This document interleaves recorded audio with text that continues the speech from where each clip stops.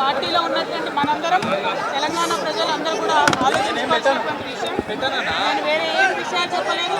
నేను కేవలం పార్టీలో ఉన్నటువంటి అన్ని స్థాయిలో అనుకుంటున్నటువంటి విషయాలు. దాదాపు సగం తెలంగాణ నేను ఈ సందర్భంగా ఈ మధ్యలో టూర్ చేసినటువంటి సందర్భంలో తెలంగాణ ప్రజలు అనుకుంటున్నటువంటి విషయాలను మాత్రమే నేను పెద్ద ఎత్తున చెప్పడం జరిగింది తప్పితే నా పర్సనల్ ఎజెండా ఏమీ లేదు. నాకు వ్యక్తిగతంగా ఎవరి మీద ద్వేషం లేదు, ఎవరి మీద ప్రేమ లేదు. కానీ నేను రాసినటువంటి లేఖ చాలా అంతర్గతంగా పార్టీలో మా నాయకుడికి రాసినటువంటిది. అటువంటిది బహిర్గతమైందంటే మరి దాని వెనుక ఉన్నది ఎవరు అన్నటువంటిది ఆలోచించుకోవాల్సినటువంటి సందర్భం. I have return to my father Shri KCR గారు feedback which I got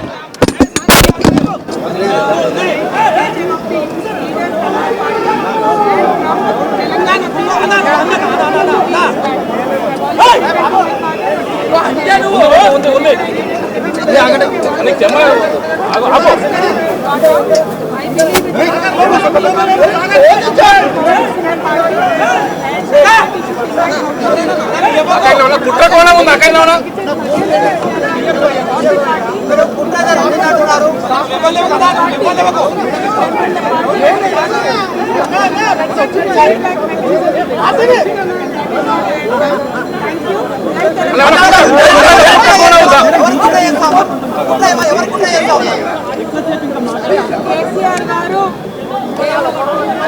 KCR గారు దేవుడు.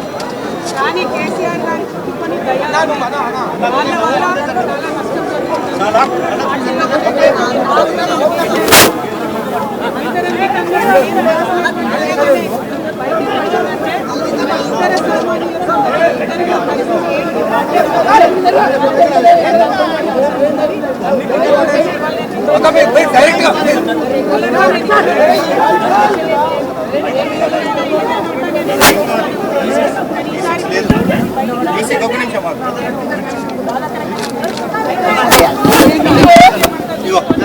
కాంగ్రెస్ బీజేపీ పార్టీలు బాగా సంబరపడుతున్నట్టున్నాయి.